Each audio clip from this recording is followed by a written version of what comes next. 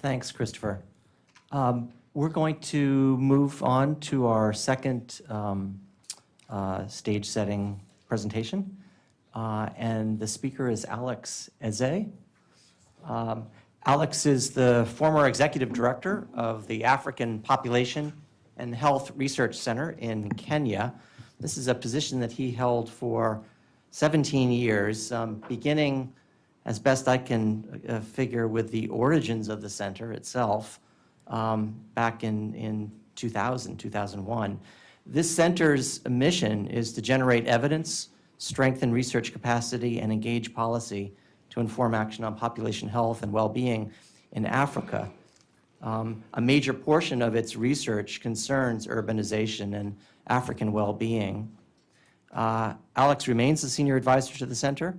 He also currently co-chairs the Guttmacher-Lancet Commission on Sexual and Reproductive Health, among a number of other ongoing activities. But we thank you also for joining us here and look forward to your comments. Thank you. Thank you, David, and thank you for inviting me to share some thoughts on these issues.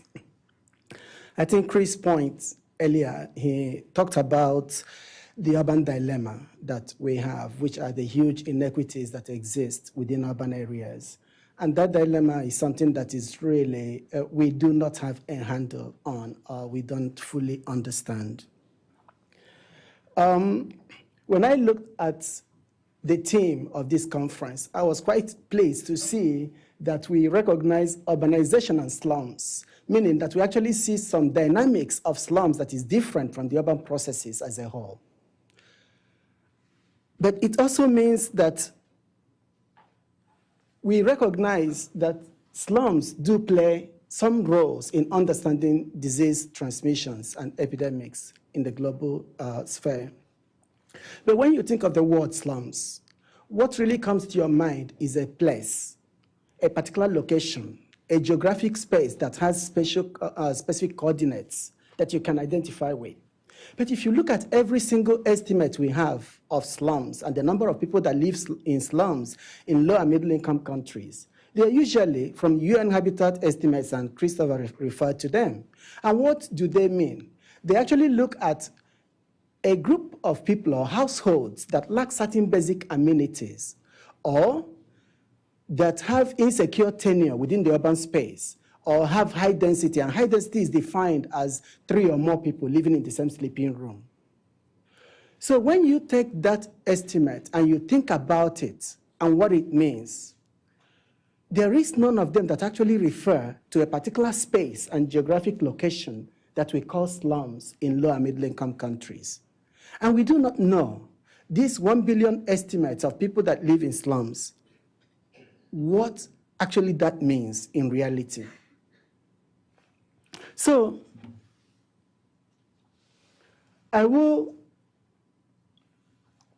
look at the fact that, indeed, the point has been made that all the growth of the global population will increasingly be in slum areas. If you look at the period 1950 to 2000, 58% of the total population growth was in urban areas. Between 2000 and 2017, it's about 95%.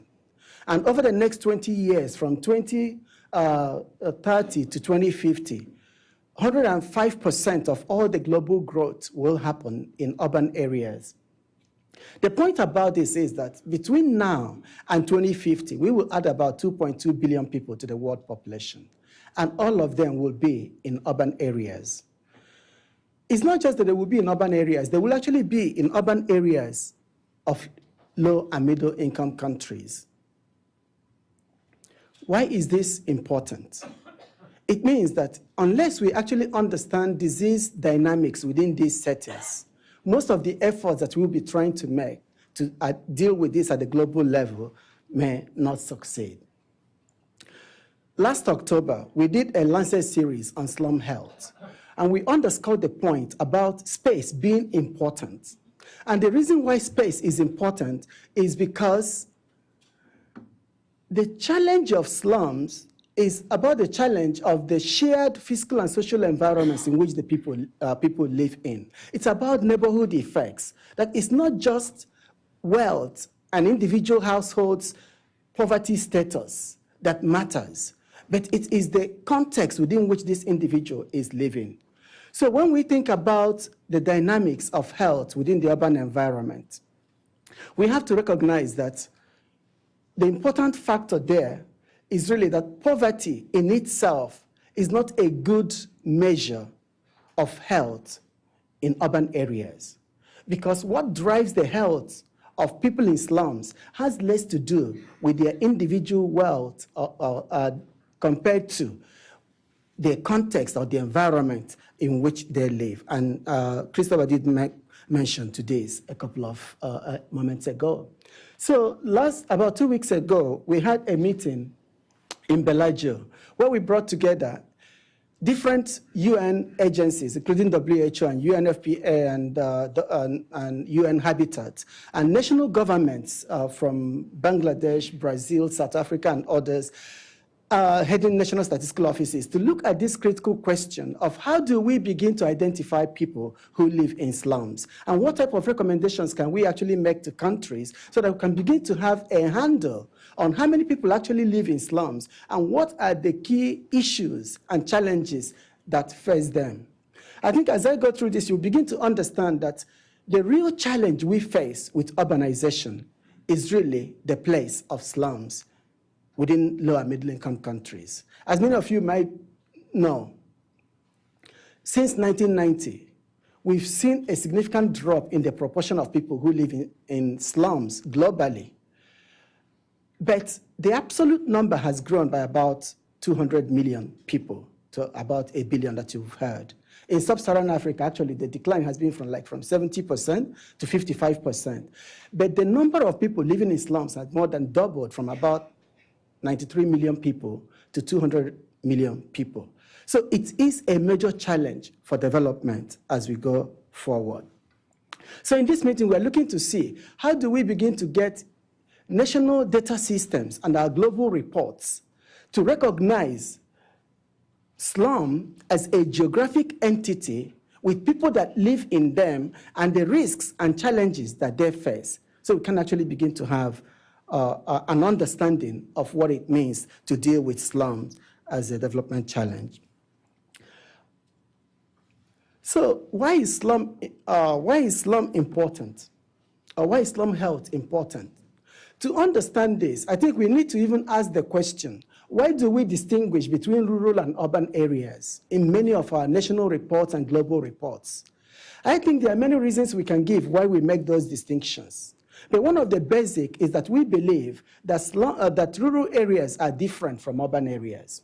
They are different in terms of their health risks, the determinants of health, and the solutions and opportunities that we have to intervene within those settings. So if the reason why we distinguish between rural and urban areas is the fact that these are different dynamics, then we need to understand what these dynamics are between slums and non-slum areas within urban settings, so that we can actually make the case on why these issues are important.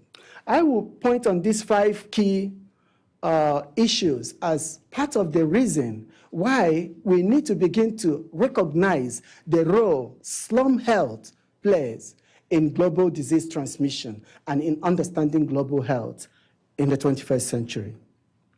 So if you think about health risks, one of the fundamental difference, as I've mentioned earlier, is the fact that within slums, the drivers of health and the risks that residents face relate to the environment in which they live. I can bet that you will not see a rural area in any part of the world with a huge garbage dump that's almost the size of a whole village. These are constant features within slums in many low and middle-income countries. More importantly, the systematic exclusion of slum residents from the urban amenities and services that we define are a constant reminder of the inequities that was talked about as an urban dilemma. If you are in a rural area, almost everybody, irrespective of your wealth status, will have access to the same basic services. Within the urban environment, you might live virtually half a kilometer from the best hospital, but you will be excluded from that for many different reasons. So the health risks the urban poor face and the slum residents face is significantly different. It's driven by the context in which they live and a lot of those environments that influence health within those settings. Apart from the health risks, the other is really, if you look at the determinants of health within the slum context, it's often very different from what determines health outcomes in other settings. Over the last 16 years, we have been running a longitudinal health and demographic surveillance systems in the slums of Nairobi, and we collect data on causes of death using verbal autopsies. For a 14-year period from 2003 to 2016, you can look at the causes of death for adults 15 years and older.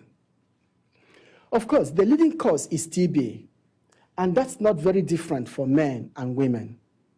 But look at the second cause for men is injury deaths. 31% of all deaths over a 14-year period among adult men come from injuries. I'm not sure if you can count of a country that is not in a war where injury is the leading cause of adult death for men. 1 in 3 deaths happening over a 14-year period. And we've seen over that 14 years, the contribution of injuries to deaths within the slums rising from about 10% in 2003 to over 40% in some of the years. So these are major challenges and major constraints that are hidden within our urban averages and the numbers that we quote. For those, if you look at women, other than TB, you have HIV, AIDS, and other things. And for men, injury deaths about 4 times higher than for women. So these are real challenges that slum residents face that relate to the context and the environment in which they live, which is not very evident in a number of other settings. You can look at children, and this point was made earlier. The leading cause is acute respiratory infections. And you can understand this because children under 5 spend a lot of their time indoors. And we have a PhD student that just finished her PhD recently looking at indoor pollution. And you get measures that treat over 100 times WHO recommended rates 24/7 within these households. And that's where the children are. So if we can think about those, that more than 1/3 of the deaths of children, whether they are boys and girls, come from these contexts. And the point of all this is that the determinants of health within these settings can be very different. But it's not only health risks and determinants of health. We can also look at the issue of health outcomes. Because ultimately, what we really care about is what is happening within these settings. I want to point your attention to the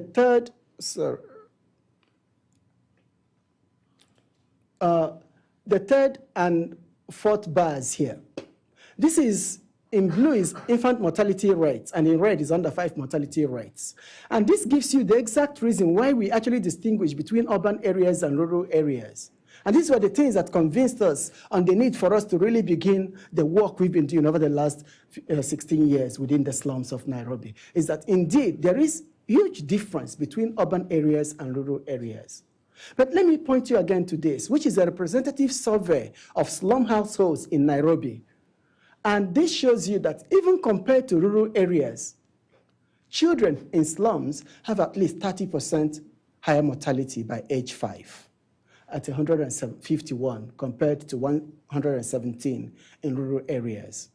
So if the difference between, we don't know what the results are for non-slum areas in Nairobi. All we know is the average for the urban areas, which includes slums and non-slums. But every other estimate you can guess, and our common sense argument will suggest that non-slum areas do better than the urban averages. So if the differences between slums and non-slum areas in urban areas is much larger than the difference between urban and rural areas, what exactly do we get when we do our estimates and indicators of these health outcomes in urban areas, particularly when we do not know how well slum communities were included, how representative they are within the urban indicator. Because if you have a city like Nairobi, where 55% of the population live in slums, and in your national survey, only 20% of them live in places like slums, then whatever you are getting does not actually reflect the real situation in the city. So the point we've made is that when you look at health outcomes, it clearly underscores the point that these are differences that we cannot ignore. Now, let me get back to the point, really, that this meeting is about, which is infectious diseases. This year in Nairobi, we had a major scare with cholera almost becoming an epidemic. But cholera has always been in Nairobi, ever since I've been there, and I've been in the country for 19 years. But it has been limited in slums. So this year, what happened was people ate in 5-star hotels and 5-star restaurants, and they got cholera. And all of a sudden, it became an emergency. So how could cholera move from slums to 5-star hotels in Nairobi?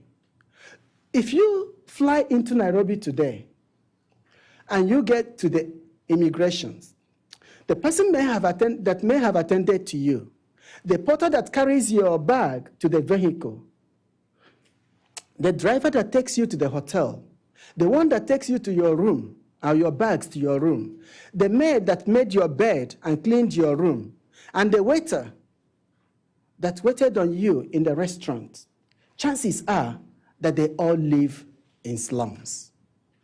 So within low and middle income countries, the physical and social distance by socioeconomic groups is very narrow and short. So it is very easy for whatever that is going on within slums to actually get outside of slums, because the house help you have at home, the security person you have in your house, and the gardener and everybody else that work around you, even the messengers in your office and cleaners in your office, all live within these settings. You can think about Ebola. It has been existing in many parts, but in remote areas in different African countries. The moment in West Africa, Ebola left the remote places and came into the city, it was a global epidemic. The Zika virus almost frustrated the 2014 World Cup in Brazil. So these are real challenges. And if you look at the H1N1 influenza epidemic in 2009, in China, they show that if you track the tracking of close contacts of the people that were affected, of the index cases, 44% of them were passengers, or fellow passengers on the same flight. 23% were at school or work, and 6% were service persons at a public place. That's almost 75% are not people living with you in your household. And so those are the risks that we see within these settings.